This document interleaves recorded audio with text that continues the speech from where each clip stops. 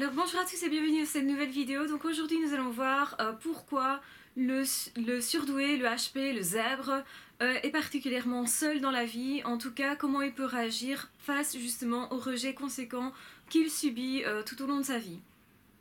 Alors, c'est peut-être un sujet un peu difficile effectivement, puisque ça va toucher beaucoup les personnes qui sont concernées.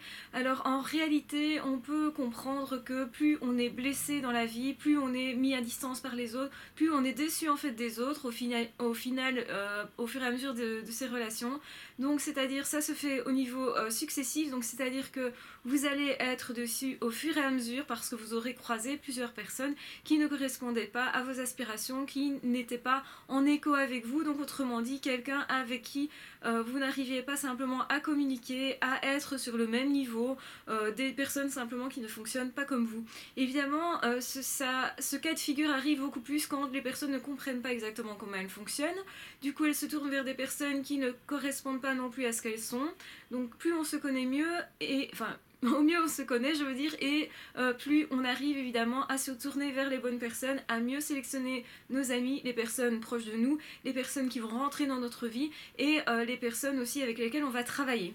Donc ça peut améliorer vraiment tous les domaines de la vie que de se connaître et de se connaître bien, et surtout de comprendre quel est notre fonctionnement, quels sont nos besoins et d'y veiller en fait.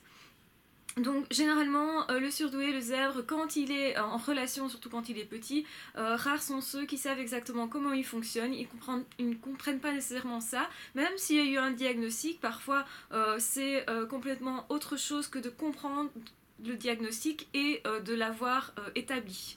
Donc autrement dit, la personne tout simplement va forcément chercher à être en relation. On le sait tous, les surdoués sont des personnes qui sont plutôt orientées vers le cœur, plutôt orientées vers leurs sentiments, orientées également au niveau intellectuel, donc ils ont à la fois un cœur très important, un cerveau très important. On avait expliqué ça maintes et maintes fois, et pour être complet, pour être heureux dans la vie, il faut vraiment déjà accepter ces deux parties de soi. Alors après, pour être heureux aussi, ce qui est nécessaire, c'est d'avoir des relations et de bonnes relations. Donc ça veut dire se positionner correctement face à l'autre, ne pas nécessairement non plus trop donner.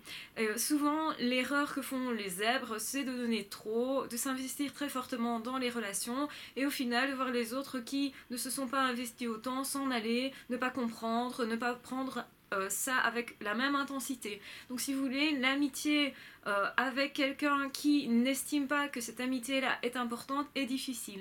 Alors, le zèbre peut en vouloir à cette personne et ne pas comprendre d'ailleurs que lui est différent et rester sur une déception amère qui fait qu'au final on a envie de s'isoler, on se dit ok, le monde est décevant, l'amitié n'existe pas, l'amour n'existe pas, ce n'est pas possible de travailler avec quelqu'un qui va nous apporter vraiment du soutien, donc tant qu'on n'a pas la preuve d'avoir rencontré quelqu'un qui pouvait nous soutenir, nous orienter et aussi partager des moments très intenses en amitié ou en amour, et bien finalement on a un doute en soi qui fait qu'on pense que peut-être ça n'existe pas. Alors on sait tous, les zèbres sont plus ou moins de l'ordre de 3% de la population, donc c'est assez peu. Bien que, à mon avis, il y a plus que ça, parce qu'il y a toute une série qui ne sont pas détectés, qui se cachent très bien, qui au fait sont plutôt heureux et arrivent à s'adapter dans le monde, bien sûr avec toutes les conséquences qu'on connaît du faux self, mais ils peuvent fonctionner tout un moment comme ça en étant plus ou moins heureux, en étant plus ou moins confortables, et c'est pas tellement ceux-là qu'on va remarquer. Ceux qu'on va remarquer, qu'on va diagnostiquer, c'est plutôt les personnes qui vont se rebeller un peu plus, les personnes qui auront peut-être des attitudes un peu plus colériques, ou des personnes qui au contraire vont déprimer, vont se renfermer, vont aller vers une autre pathologie en fait. Donc on le sait, hein, les zèbres ont tendance à adopter des pathologies autres pour en fait signaler leur détresse. Donc souvent vous avez des zèbres qui vont devenir anorexiques et on va croire que le problème de la personne c'est juste l'anorexie. En fait pas du tout. C'est le problème étant autre, et on peut voir comme ça une personne qui va sauter d'une pathologie à l'autre, et ça doit normalement mettre la puce à l'oreille au niveau des prestataires qui s'occupent de cette personne-là, où ils doivent se poser la question est-ce qu'il n'y aurait pas autre chose derrière, une zébritude par exemple, et donc du coup un fonctionnement particulier qui est à prendre en compte justement pour reconstruire la personne, pour que celle-ci aille de l'avant et parte de ce qu'elle est réellement et pas de quelque chose qui est utopique, qui a été imaginé, qui a été de l'ordre de l'adaptation sociale et qui n'est pas réellement ce qu'elle est. Donc du coup, le travail est évidemment d'avancer avec cette personne en lui faisant comprendre que oui, l'amitié existe, oui, l'amour est dans ce monde, au moins dans les 3% de la population, qui sont les zèbres en fait, mais pas seulement. Il y a des personnes normand pensantes qui, ok, ne comprennent peut-être pas le fonctionnement intellectuel, etc., vont fonctionner différemment, peut-être plus basés sur des instincts ou peut-être plus à un niveau corporel d'ailleurs, mais au final, ça n'est pas négatif puisque le zèbre étant tout le temps dans son intelligence, dans sa tête, aura peut-être besoin justement de revenir dans son corps pour récupérer une certaine base, un certain bien-être. Et donc ces échanges-là peuvent être aussi très très, comment dire, profitables à chacun. Ce qui est intéressant, c'est qu'une relation va évidemment apporter de part et d'autre quelque chose à chaque personne, autrement dit. Alors, comment est-ce qu'on fait quand on est zèbre? Eh bien d'abord, il faut comprendre son fonctionnement, comprendre que l'autre fonctionne oui ou non comme nous. Ça veut dire qu'il faut apprendre à détecter qui est zèbre et qui ne l'est pas. Qui fonctionne peut-être avec de l'hypersensibilité aussi, hein, parce qu'il y a des choses qui sont assez parallèles. Les personnes qui sont très intellectuelles peuvent les intéresser aussi parce qu'il y a un point d'accroche. Et justement, j'avais expliqué que la richesse du zèbre, c'est de pouvoir au final faire des liens avec pas mal de personnes parce que justement il y aura toujours un point commun. Vu qu'ils s'intéressent à énormément de choses, ils ont beaucoup plus de chances en réalité d'être vraiment amis avec quelqu'un. Mais ils doivent aussi comprendre que cette amitié-là va se baser sur un domaine précis et qu'ils doivent avoir des attentes que par rapport à ce domaine précis qui correspondent au fait aux aptitudes réelles de l'autre. Donc on ne faut pas demander l'impossible à l'autre. Si vous demandez à l'autre d'être partout, dans tous les domaines, de connaître plein de choses dans tous les domaines, de s'y intéresser, de changer de domaine régulièrement, comme vous le faites, ça ne sera pas possible de créer une amitié sur base de ça. Donc il faut savoir d'où on part, ce qu'on veut, ce qu'on met comme attente. Ça permet donc de mettre le fait de déposer des attentes comme ça qui correspondent réellement à la réalité va permettre justement de ne pas être déçu, de ne pas vivre des déceptions comme ça, du coup d'être potentiellement très très très peu blessé éventuellement si il y a une déception éventuelle. Et donc ça veut dire quoi? Ça veut dire qu'on va continuer d'y croire, ça veut dire qu'on va continuer de chercher, de s'ouvrir en fait à l'autre. Et c'est là que je veux en venir. Beaucoup trop de zèbres en fait se ferment, se disent ok, j'ai été déçu en amour, en amitié, etc. Et parfois dans tous les domaines à la fois, enfin souvent c'est tous les domaines à la fois. Et on se dit le monde est mauvais, négatif, et donc on refuse ce monde. C'est un peu ce que fait la personnalité évitante. Hein. Ils voient le monde comme tellement négatif, les autres comme tellement mauvais, méchants, etc. qu'ils refusent de rentrer en contact, se met d'abord en système de protection. Je ne vais pas vers toi parce que je ne sais pas qui tu es. Je viendrai vers toi si je suis sûre à 100% que tu es ok pour moi, que tu es bon pour moi. Le zèbre fait un peu ça aussi, hein, ce qui explique la proximité avec les personnalités évitantes, enfin on en a parlé.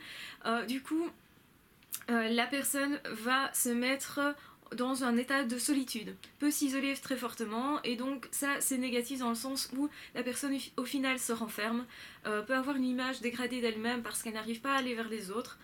Et c'est souvent ce que vivent les zèbres quand ils ont du mal dans une situation, ils se disent moi je veux pas être surdoué, je veux pas être zèbre, je veux pas être HP, c'est parce que je préférerais plutôt que mes relations soient simples, c'est parce que je veux rentrer réellement en relation avec les autres. En fait ça n'empêche rien, la zébritude n'empêche rien, mais beaucoup de zèbres pensent que c'est au contraire une fatalité, que ça n'ira jamais, mais en fait c'est qu'à partir du moment où vous abandonnez complètement, où vous dites ok ça n'existe pas, je suis persuadée que ça n'existe pas parce que j'ai été déçue quelquefois, et bien à ce moment-là, vous fermez la porte, et c'est à ce moment-là que vous fermez la porte à vous-même aussi.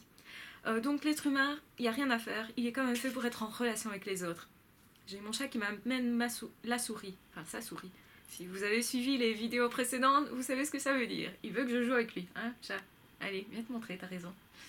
Et donc du coup, on reprend. Et donc du coup, le zèbre peut penser effectivement qu'il n'est pas fait pour les relations sociales, peut de plus en plus douter de lui-même, se mettre de plus en plus à l'écart, et du coup ça va renforcer les peurs, ça va renforcer aussi les phobies éventuelles sociales qui vont se développer par rapport à ça. On le sait, beaucoup de zèbres souffrent de phobie sociale, et malheureusement l'attitude à ne pas avoir, c'est justement celle qu'on a dans ce cas-là, c'est l'évitement. Donc il faut cesser d'éviter pour justement aller vers de nouvelles expériences. Et ça veut dire quoi? Ça veut dire accepter potentiellement d'être éventuellement déçu à nouveau, mais aussi c'est accepter d'apprendre quelque chose par rapport à ça. On se dit ok, je pars avec l'idée que je vais être déçu, je pars avec l'idée que ça va pas fonctionner. Plutôt que de partir d'office avec l'idée que forcément ça va fonctionner, vous allez vous positionner bien différemment. Vous allez être certainement, vous allez avoir en fait moins peur d'échouer, puisque déjà vous vous dites à vous-même j'accepte moi d'échouer. J'accepte de ne pas être éventuellement à la hauteur de mes exigences, parce que ce sont vos exigences. Et on le sait, le surdoué, le zèbre, est très exigeant. C'est ce qu'il ne comprend pas lui-même. Il ne comprend pas qu'il met la barre peut-être un peu haut pour lui-même et pour l'autre, et que forcément, du coup, ça crée plus facilement potentiellement des déceptions. Alors ça veut dire quoi? Ça veut dire qu'il ne faut pas se couper de soi-même, de tout ce qu'on est. Ce qu'on est, c'est un cadeau, mine de rien. C'est un cadeau à partager. C'est un cadeau justement à partir du moment où on ne le garde pas nécessairement pour soi. Quand on se replie sur soi et qu'on décide, puisque c'est comme ça, je ne vais plus leur parler, je ne veux plus faire quoi que ce soit comme rencontre, etc. parce que ça ne fonctionne pas, on se met dans une situation d'échec déjà à la base. Ça veut dire que vous ne pourrez jamais réussir si vous faites ça. Et ça, c'est ce qui devient tragique. C'est ça qui entraîne les dépressions par le vide, généralement, parce que justement, on se dit notre vie ne vaut rien puisque je n'ai pas d'amis, je n'ai pas d'amour, je n'ai pas d'enfants, je n'ai pas éventuellement plus mes parents, etc. Donc on se sent seul et là commence un certain tourbillon vers le bas parce qu'on a refusé la relation. Et on a aussi refusé la relation à soi, généralement. Donc la première chose à faire, c'est s'accepter soi-même, accepter de s'autoriser de faire des erreurs. Je vais vers les autres et je sais que l'autre n'est pas parfait. Je sais que l'autre ne va, en tout cas la plupart du temps, pas être à la hauteur de mes exigences. Est-ce que c'est grave ou pas? Est-ce que je prends l'expérience quand même? Est-ce que je décide plutôt d'en tirer une leçon de ça? Donc à partir du moment où vous vous dites ok, j'accepte d'avoir mal éventuellement dans une relation, je n'y vais pas pour me faire mal, bien entendu, c'est très différent que d'aller vers quelqu'un parce qu'on sait qu'on va avoir mal et qu'au fond c'est peut-être ce qu'on recherche. Quand on est masochiste, généralement il y a un certain plaisir dans la douleur, dans la souffrance. Ici je ne parle pas de ce cas de figure, je dis on va aller vers quelqu'un et potentiellement peut-être cette personne va me faire souffrir, ou peut-être pas. C'est toujours une possibilité. Mais si vous partez avec l'idée que d'office vous acceptez de souffrir éventuellement dans cette relation, de vous faire rejeter, vous acceptez d'être rejeté, ça veut dire que la souffrance en fait va être beaucoup moindre.